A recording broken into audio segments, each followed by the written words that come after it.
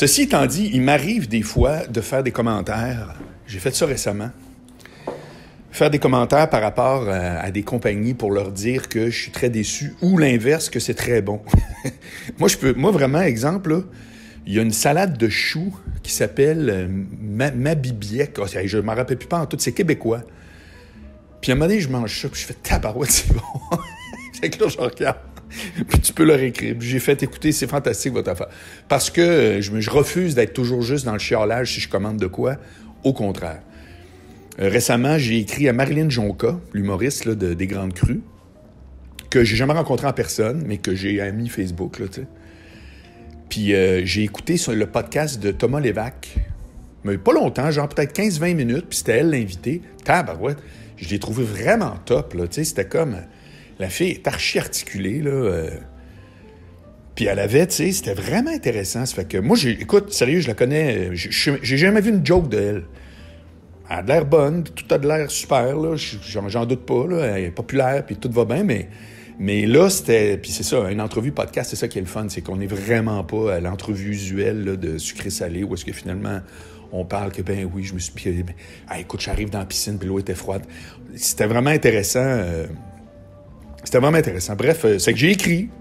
Salut, allô, blablabla. Puis là, hey, c'est smart, merci de... Tu sais, s'il y a tellement de chialage, fait que moi, je suis bien fort là-dessus. Sauf que, dans le cas que je vais vous parler, puis tantôt au Costco, je vais poser la question là, à l'optométriste là, ou à l'ophtalmologiste. Mais moi, je suis un fan des Yankees puis du baseball, qui d'ailleurs a repris. Ça fait que là, je suis bien content. J'ai l'application MLB, mais j'achète pas. Pour le moment, j'achète pas. Tabac, j'ai tombé des sujets aujourd'hui, ça déboule, excusez-moi. J'achète pas le forfait qui est à 30$ par mois. Je trouve ça un peu élevé. Déjà que je suis abonné à tellement d'affaires. Puis MLB propose Game of the Day tous les jours gratuit. Ça fait que moi, dans le fond, je suis pas un fan fini, furieux. J'ai pas besoin d'avoir accès à toutes les équipes, blablabla. Ça fait que j'écoute du baseball, puis j'écoute jamais une game au complet, là, tu sais, genre assis avec mes longues vues, là. C'est à travers d'autres activités, là. Tu sais, c'est comme, il y a un bout de bruit de fond, là, mettons, mais j'aime ça. Puis y aller au baseball, ça, par contre, j'essaye une fois par année, vu que ma sœur est à New York. J'y vais presque tout le temps. Au moins une fois, je vais voir les Yankees, puis ça, excellente journée, tu sais, c'est vraiment, c'est un beau bonbon. Fait que donc, je suis fan, et je me fais venir 2 t-shirts des Yankees il y a à peu près plus que ça, 2 mois. Problème de livraison, j'ai pas écrit le numéro civique de mon adresse, mais j'ai le code postal, puis le code postal correspond juste à notre building. Ça fait que je me dis, en tout cas, bref, tu sais, tu peux tracker ton colis. Là, je vois, il est retourné. Je vais voir dans mon compte. Ah non, en tout cas, bref. Fait que, tu sais, déjà, là-dessus, c'est moyen. Je sais pas comment leur système permet qu'on peut entrer une adresse sans mettre le numéro civique. Il me semble que ça devrait être obligatoire. Fait que déjà, c'est comme -1 tant qu'à moi en termes de service, là, mais jusque-là, tout va bien. C'est juste que les délais sont un peu longs. Et le premier des 2 t-shirts arrive. Catastrophe. Cheap à mort. Cheap, là, tu sais, genre un t-shirt, là, genre coton, nylon. Puis j'ai eu, moi, 2 excellents t-shirts des Marlins puis des Yankees qui, encore à ce jour, sont rendus là, vraiment sévèrement défraîchis, mais je peux encore les porter. Puis ça fait plus que 10 ans, là, je vous le jure, là, ça fait plus que 10 ans que j'ai acheté les 2, sérieusement. Ça fait que là, moi, je m'en vais sur MLB.com, service à clientèle, puis je pars un chat. Puis je dis à la dame, là, la fille qui s'appelle, je ne me rappelle plus de son nom, puis je dis, écoutez, j'ai rien à vous demander. Je prends juste le temps de vous dire, archi déçu, je suis à Montréal, je suis un Canadien avec mon dollar de pauvre, je paye des douanes. Sérieux, là, ça m'a coûté 100 quelques piastres pour 2 t-shirts. C'est tout inclus, là. 50 piastres ou plus. Tu sais, puis je me disais, bon, regarde, j'en achète pas vraiment des... Je suis pas un dépensier en général, je suis pas un dépensier de vêtements, puis ça me fait triper, j'aime ça, je porte ça, I go. Mais je fais tout ça, puis je paye tout ça pour être certain. C'est ça l'affaire. C'est pour être certain que ça va être top. Je paye pas... Je pourrais m'acheter un t-shirt des Yankees, là, Kijiji patente, là, front, comme une sacoche Louis Vuitton que tu achètes dans le quartier coréen à chinois. Là. Ça y ressemble, mais c'est pas une vraie. Non, moi, je veux le vrai t-shirt parce que je veux la vraie qualité Le logo, il va être pareil, là. Ça fait que, tu le déballes, puis tu fais... Vous riez de moi. Mais cheap grave, là, tu sais. Puis là, je les porte, là, mais sérieusement, ils font pas peur tout. C'est tout slack, là, tu sais, c'est comme... C'est pas ça. Ça fait dur. Bref, petite parenthèse, service à clientèle. Mon sujet aujourd'hui... Alors, ça surfe un petit peu sur le sujet d'hier. Où est-ce que je parlais aller à l'école, pas aller à l'école. Pascal m'a écrit en disant qu'il était bien d'accord avec ça. Puis il y a un gars sur Twitter qui m'a écrit. Ça, c'est intéressant. Le gars m'a dit de quoi? Qui est banal, mais qui est vrai pareil. Je veux juste le nommer. Julien Marotte. Julien Marotte m'écrit un truc qui est comme... D'ailleurs, il va se reconnaître parce qu'il me suit sur Angle Mort à côté. Donc, salut Julien. Puis, il m'a dit, suite à un commentaire que j'ai fait hier sur Twitter, que je fais entre autres parce qu'il réagit à mon podcast, donc il écoute tout le temps. Super, merci. Puis il dit, tu sais, by the way, tu dis Facebook, c'est 0, puis t'as débarqué de tout ça, puis telle affaire, mais il dit, en même temps, si tu le configures bien comme tu veux, il a entièrement raison. Il reste que les plateformes ont une personnalité. Twitter, c'est très, très, très politique. Je le suis, mais je suis pas dans le chiolage, là, comme je vous l'ai déjà dit, puis je suis pas dans la polarisation, mais ça m'intéresse. Je lis énormément là-dessus tous les jours, 7 jours sur 7. Donc, ça m'intéresse, puis je suis beaucoup des médias français, pour toutes sortes de raisons aussi que je vous ai déjà expliquées, etc. Quand arrive à Facebook, par contre, de un, j'en ai en tabarouette, là, des amis, parce que dans le temps, quand ça a commencé, en 2007, quand tout le monde du showbiz embarquait sur Facebook, on découvrait ça, on prenait tout le monde. On se dit, c'est drôle, c'est comme de la promo un peu. Fait qu'on se ramasse des fois avec 3, 4, 5 000 amis, on ne sait pas c'est qui, là, tu sais. Ça fait que là, de commencer à configurer ça, c'est peut-être juste un peu lourd. Mais bref, Julien avait raison. Je me plains, c'est comme si je me plaignais en disant « Ah, je vais chez IGA, là. Ah, il y a tellement de stock. Mon Dieu, ça m'étourdit. Il y a des radis, il y a des carottes. Puis là, tout à coup, je vois du jus d'orange. Il y en a sans sucre. Ah, moi, je retourne plus là. » Ça fait qu'il y a entièrement raison que c'est un peu, à la rigueur, c'est semi-débile, mais bref. Non, je ne commencerai pas à tout paramétrer. J'en ai de l'info, là. On est bombardé. Tout ça pour dire que mon sujet aujourd'hui, ça va un peu là-dessus parce que je vous disais, est allé à l'école, pas allé à l'école. Je suis en feu un matin. Est allé à l'école, pas allé à l'école. Et là, j'ai parlé un peu masque, anti-masque et tout ça. Puis là, j'ai 2 commentaires à faire par rapport à ça, OK? Commentaire numéro 1, là, puis c'est une des raisons qui m'a gazé de Facebook, c'est de voir plein de monde dire, en tout cas, si tu as signé la pétition anti-masque, tu sais, mais who cares? Je veux dire, moi, les anti-masques, là, ça me laisse de glace. Là. Vous avez aucune idée là, à quel point c'est comme, mets-le pas ton masque, fais juste pas sortir. Si tu vas... Oui, il y en a qui causent du trouble, qui rentrent dans le Tim Hortons, qui se chicanent, puis le cave dans l'autobus, qui... Ben oui, mais je veux dire, à un moment donné, il y a de ça à journée longue. On n'est juste pas au courant, là. Il y a tout le temps un innocent dans un autobus pour je sais pas quoi, là. Puis c'est la vie, là. Ça fait que c'est comme, moi, ça m'intéresse pas. Quelqu'un anti-masque, ça m'intéresse pas. Tout ça, cette mouvance-là ne m'intéresse pas. Puis Rima El-Khoury, dans la presse aujourd'hui, c'est super intéressant parce qu'elle pose une question banale que Patrick Lagacé a posée aussi sur son Twitter pendant le week-end. C'est pourquoi on les couvre? Pourquoi on parle de ça? Pourquoi les médias font comme, voici une manifestation anti-masque? Pourquoi? C'est comme, pourquoi je suis au courant, moi, qu'il y a ça? Ils sont 1000 en avant du Parlement à Québec, 2000, 3000, je m'en fous. Ils sont là pendant 4 heures. Puis après ça, ils retournent, là, puis c'est tout, là. Pourquoi vous m'en parlez? Sérieux. Ça fait qu'il y a un bout que je me demande pourquoi ça vient chercher le monde autant. Je peux comprendre dans le principe, ouais, mais si tu mets pas ton masque, tu fais partie de ceux qui causent le problème, etc. Mais c'est une toute petite priorité. Et là, je vais vous pogner par de l'autre bord un matin, mais bien comme il faut. Parce que si vous êtes du genre, comme moi, hein, qui suis tout, moi je suis tout, là, de A à Z. Mettez un masque, je mets le masque, je chiale pas sur rien, tout ça me dérange zéro.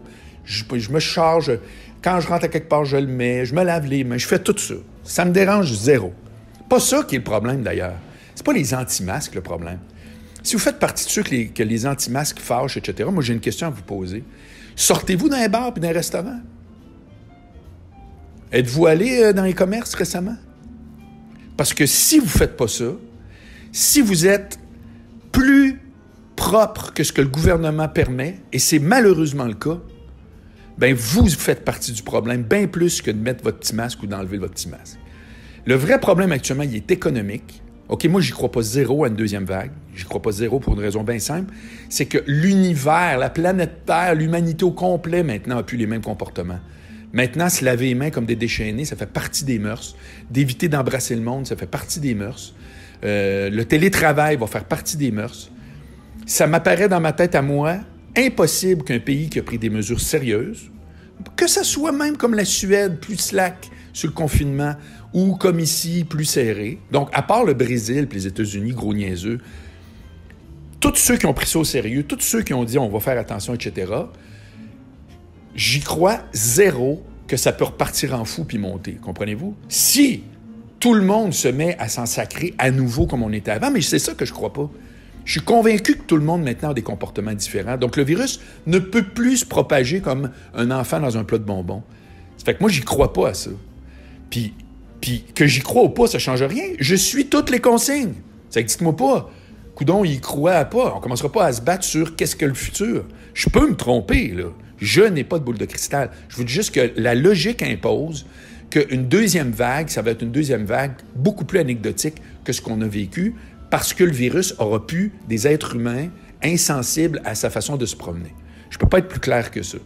Donc, si vous êtes dans le clan de ceux qui se disent « Ah, je pourrais aller prendre un drink dans mon bar préféré, on va-tu luncher à telle place? Ça me tente on va aller au 10-30 s'acheter telle affaire. Je vais aller sur la rue Sainte-Catherine, il y a un Foot Locker, je vais m'acheter des espadrilles. » Puis vous faites « Non, non, non, non, non. » Vous faites partie du problème. Le vrai problème. C'est plus le masque, c'est plus arrêté, là.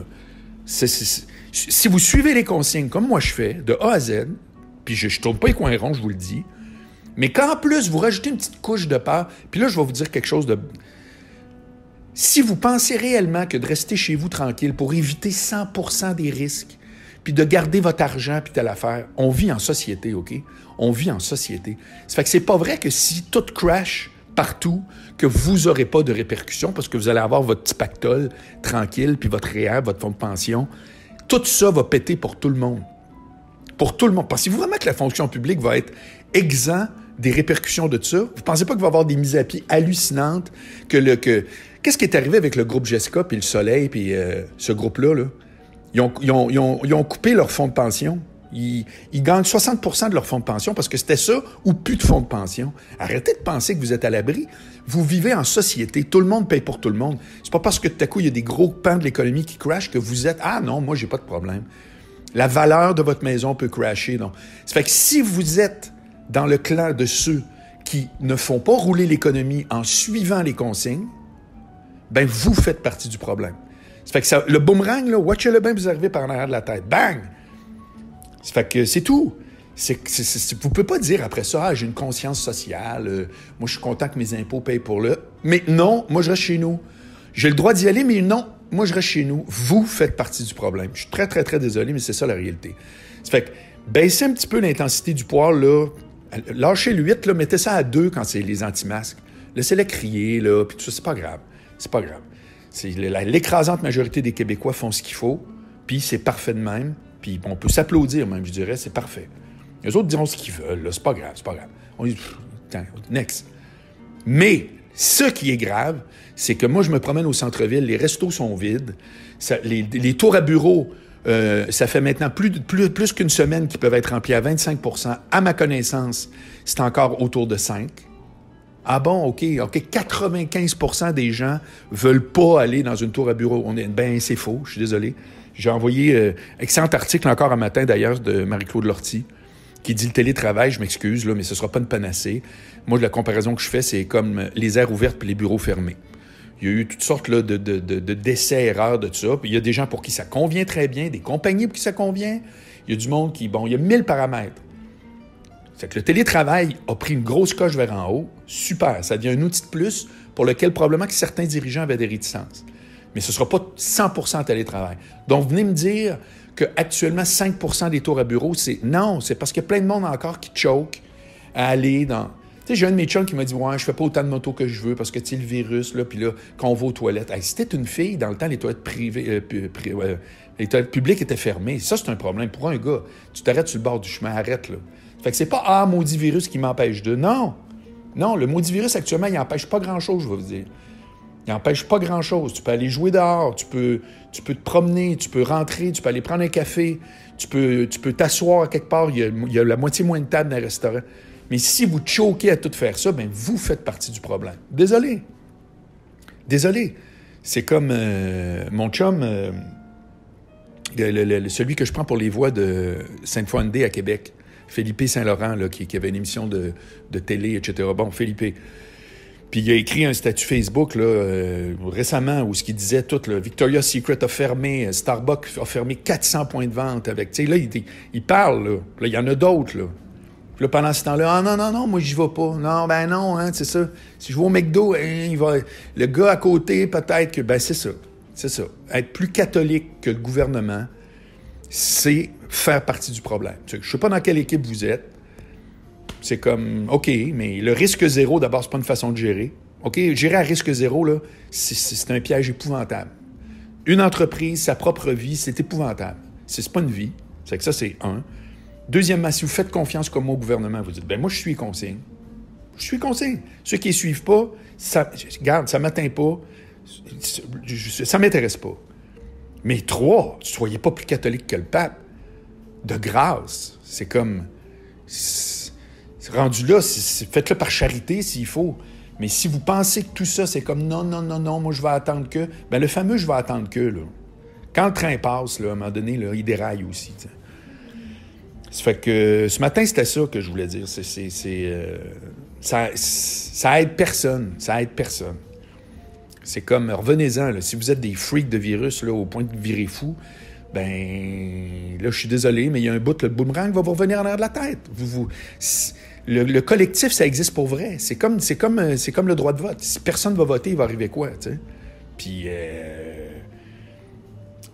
voilà, on n'est pas parfait personne. Il y a plein d'affaires sur lesquelles je suis tout croche, mais là-dessus, sérieux, je trouve que la voie de la raison, c'est de dire, à partir du moment où on me dit, je peux aller dans des rassemblements, tu sais, comme là, je suis en show le 14, la salle est 200 à peu près, puis à cause des règles de distanciation, c'est 50 maximum, puis ça va rester 50. Bon, moi, ça fait mon affaire. J'ai juste 50 billets à vendre, puis je vais mettre de l'avant mon projet de podcast live. Fait que, tu sais, honnêtement, moi, je me plains pas. C'est sûr qu'il n'y aura pas une scène qui va sortir de là, mais who cares? Je fais un projet. Puis le monde qui vont venir, ils ne sortiront pas morts. Tout le monde fait attention. Ça fait 4 fois que je vais au cinéma. Il n'y a personne au cinéma. Sérieux, les cinémas, ça va fermer. Ça n'existera plus. Ça va être dans l'imaginaire. On va avoir un beau souvenir. Là. Ça va être comme, hey, te rappelles-tu, dans le temps, ton oncle a construit un chalet sur le bord d'un lac, puis il y avait des avions avec 2 ailes, on appelait ça un biplan, puis ah oui, on s'en allait à une place, on appelait ça un cinéma. C'est comme, tu peux y aller. Il n'y a personne. C'est juste parce que le monde a peur d'y aller. C'est comme tu mets ton masque, arrivé à ton siège, tu enlèves ton masque. C'est propre. En plus, ça paraît, les tapis n'ont jamais été beaux de même au Scotia, au centre-ville. Après chaque séance, c'est des types push-push. Je veux dire, sérieux, là. C'est comme... en tout cas, moi, ça me dépasse. Bref, je fais pas partie de ceux qui disent que ça n'existe pas. Bien au contraire, je fais partie de ceux qui suivent toutes les consignes. Mais quand ça ouvre, ben non seulement je vis, mais je fais en sorte que je fais rouler les gens pour qui je reste pas caché dans mon coffre-fort en me disant « il faudrait surtout pas que ça m'arrive ». Parce que c'est pas une façon de vivre en société. Je m'excuse, mais voilà. Donc, excellente journée à vous et à bientôt, c'est-à-dire à demain.